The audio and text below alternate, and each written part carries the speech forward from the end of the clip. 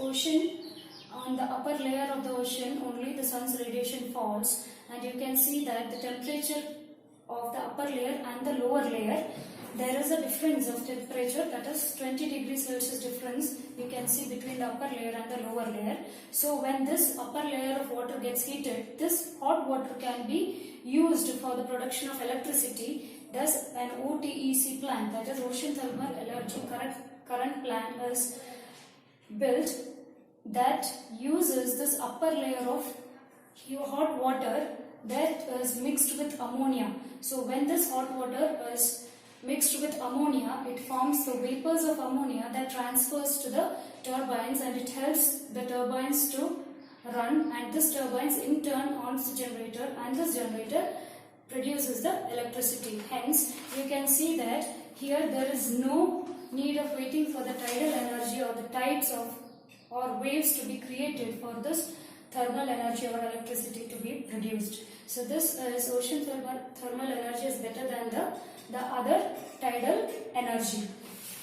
So next energy is geothermal energy.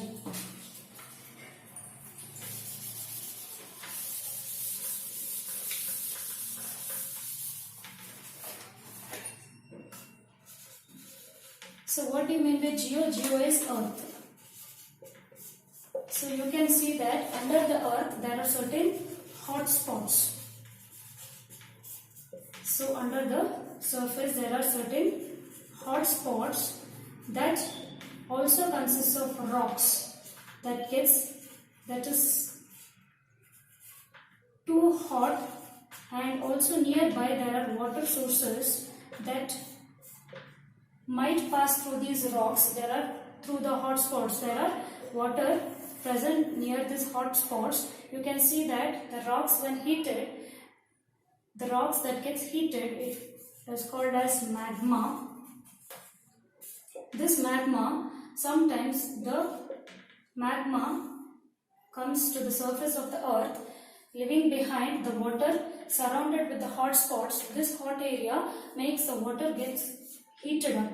So this water, sometimes to the huge amount of heat produced, it forms into steam. So this steam is directly by the use of pipelines that is drilled inside the earth's crust. This steam is directly taken and used for the production of or generation of electricity. So you can see that geothermal energy is the energy that is produced from inside the earth's crust, wherein the water is converted into steam, and from the steam it is converted into electricity. And how this water is becoming steam is due to certain hot spots where the rocks get heated up, and these rocks, when are nearby heated hot spots whereby water is present, this water also gets heated up. These rocks sometimes get to the top of the earth, and you can see this water getting heated up due to the hot spots, and it becomes steam, and this steam is collected through the pipelines and can be utilized for the production of electricity. So next we will see nuclear energy.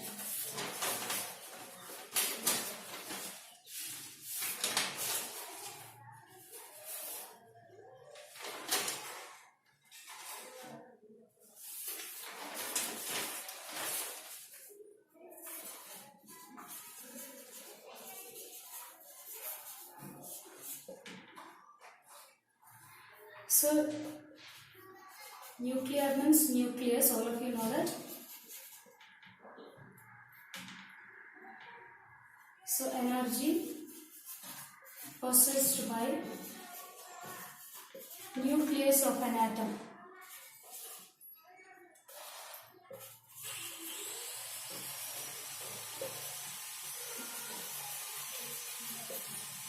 So energy possessed by nucleus of an atom is known as nuclear energy. So there are two different types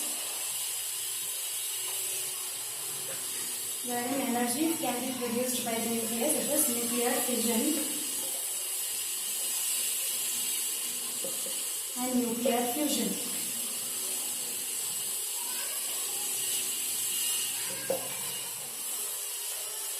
So let's start with nuclear fission.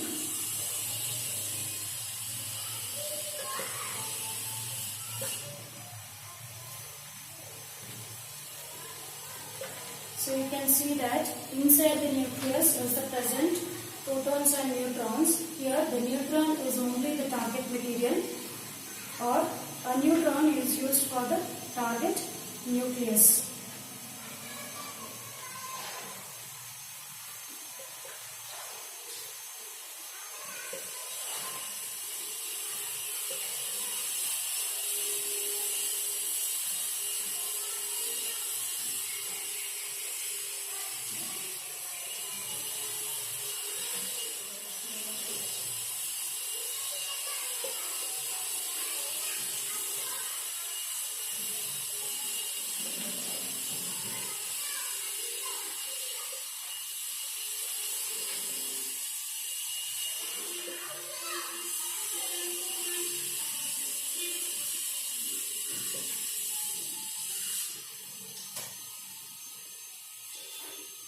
So it is here the energy is released when a bigger nucleus is hit by a particular neutron, or smaller nucleus hits a huge amount of nucleus and a large amount of energy is released. It is known as nuclear fission, wherein here neutron is used to target a nucleus. From this nucleus you can see that again it is split into fission product. This breaks down into particular neutron and fission products. Large number of nucleuses are again released along with 3 other neutrons. What happens is this neutron again targets next set of nucleus, and thus the process goes on, wherein a single neutron gets split into a particular target nucleus, and this target nucleus splits again into neutron, then fission product is again nucleus and again neutron. This neutron again targets the next. It is known as nuclear fission process, or it is splitting.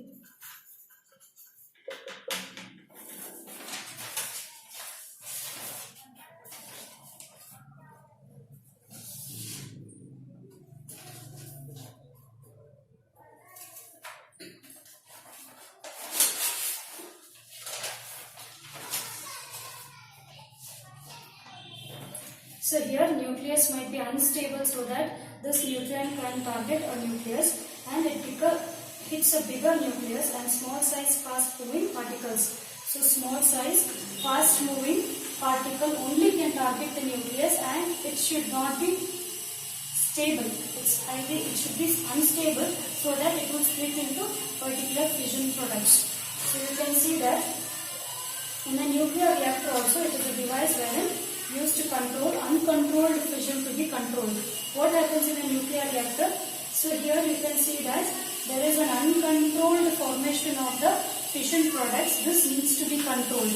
In a nuclear reactor you can see that it is a controlled fission product, or the nuclear reaction process, wherein the splitting up of this neutron and target nucleus into particular fission product is all controlled in a particular reactor.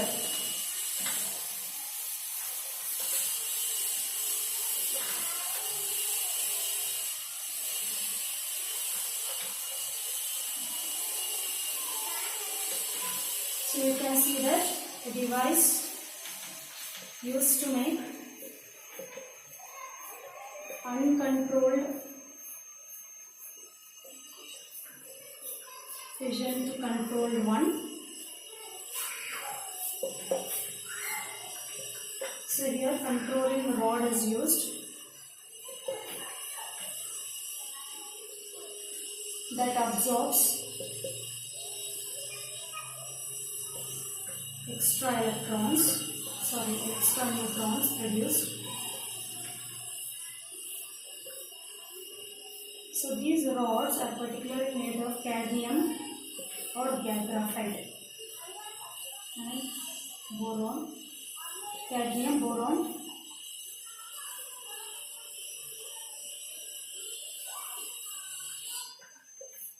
So coolant is also used to absorb heat energy due to reaction. Here coolant used is liquid sodium.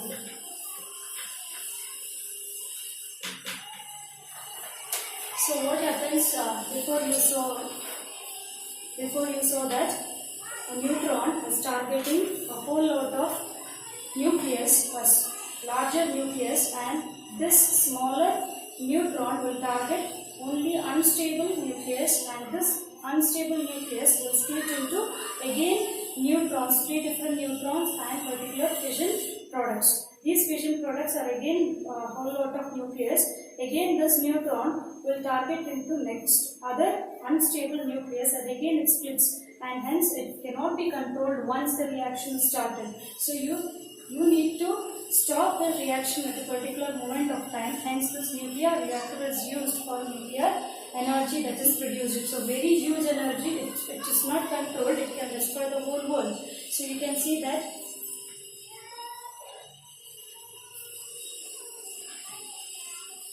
it is a device used to make uncontrolled fission to be controlled. What happens here is there is a controlling rod used, and that absorbs the extra neutrons that is produced, and that extra neutrons, if it is controlled, it will not target to the other nucleus that is present. And you can see that controlling rod used is cadmium and boron especially, which is a good absorber.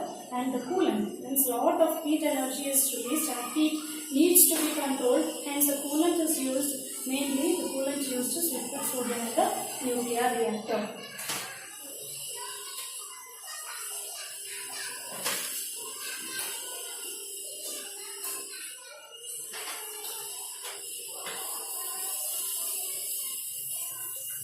So this is about nuclear fission.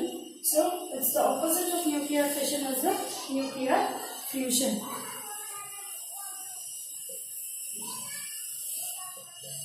So what happens here? Neutron, nuclear fission. So uranium-235. What happens is one uranium-235 splits into barium,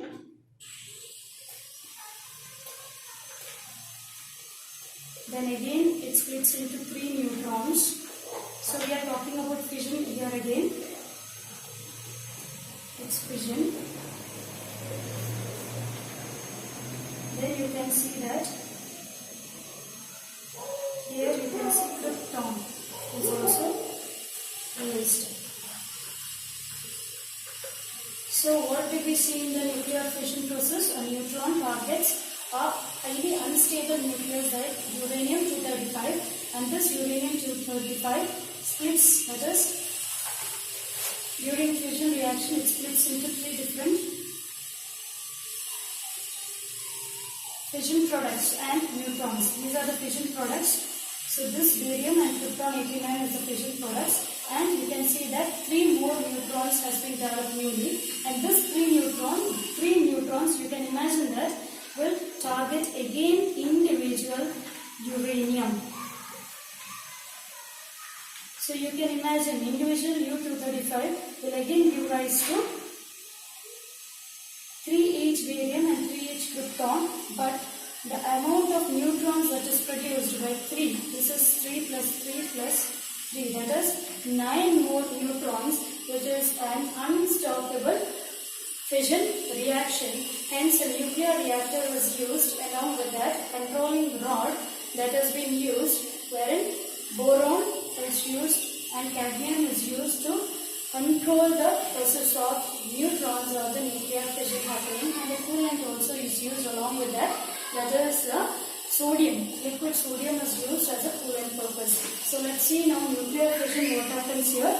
Here fission is splitting up. Here it is going to join now. So you can see that here deuterium. All these are radioactive elements. So deuterium and tritium. So deuterium and tritium are isotopes of hydrogen. So these are isotopes of hydrogen. So these combine to form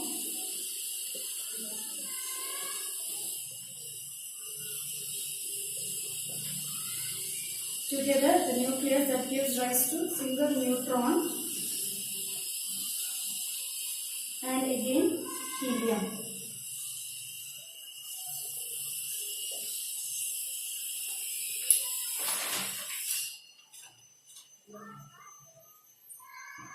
So here the smaller nucleus combines together to form a bigger one.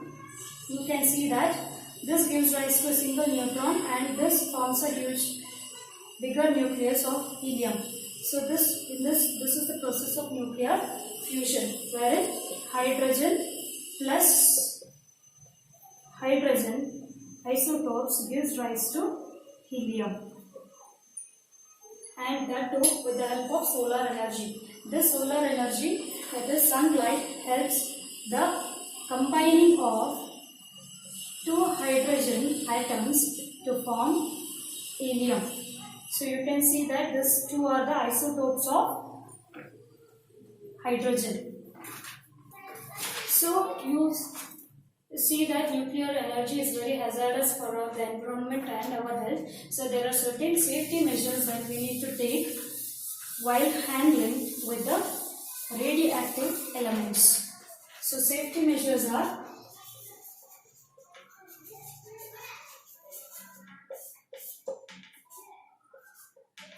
so where can we store the radioactive elements? It requires a lead container elements. So lead containers needs to be required for storing radioactive elements.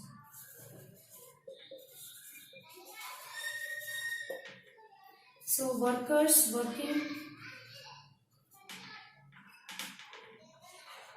in nuclear reactor plant needs to have protective equipments or aprons or any other protective equipments which will not harm their health. So workers needs to wear protective equipments. And also this nuclear reactor is kept in a well insulated chamber made of glass. So you can see that what are the safety measures we can take while working in a nuclear reactor plant is that these radioactive elements are more hazardous and it can lead to toxic environment and also leads to death of not thousands or more than thousands of people. You can see that Hiroshima and Nagasaki nuclear power plant hazards that is still existing. So you can see that it needs to be stored in lead containers, that radioactive elements should not be disposed directly to the river or sea. It needs to be properly stored in lead containers, and the workers who work in the nuclear reactor plants needs to wear protective equipments, and also the chamber where the nuclear reactor plants are there, the chambers needs to be insulated with a glass. So what are the possible hazards of the radioactive elements?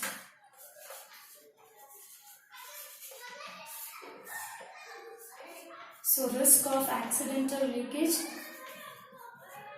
Unknowingly it can leak. Problem of disposal. Disposal is a big problem. So installation cost is high.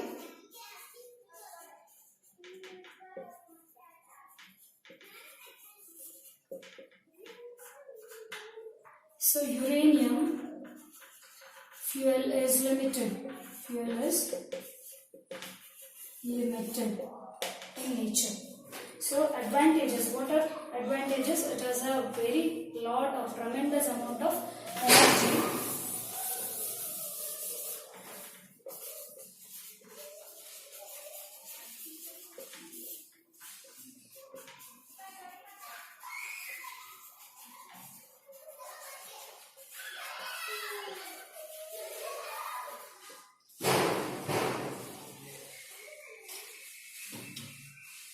So fuel, once fed, will go on for a longer time.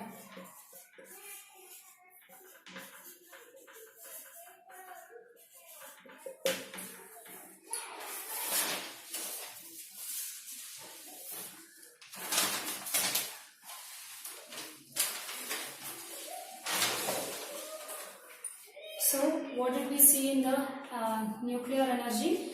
So nuclear energy is produced by the radioactive elements, and it deals with the energy produced from the nucleus, that particularly from the smaller particle that is known as neutron. So we can see the types of nuclear energy, that is nuclear fission and nuclear fusion. So nuclear fission is wherein a neutron targets a larger, that is neutron, a smaller particle targets a larger nucleus which is highly unstable, and it targets this unstable, breaks down or splits into again the fission product and also 3 different neutrons. So these 3 neutrons again can undergo or can split further nuclear radioactive elements of the nucleus, and this reaction can go on and without a stop.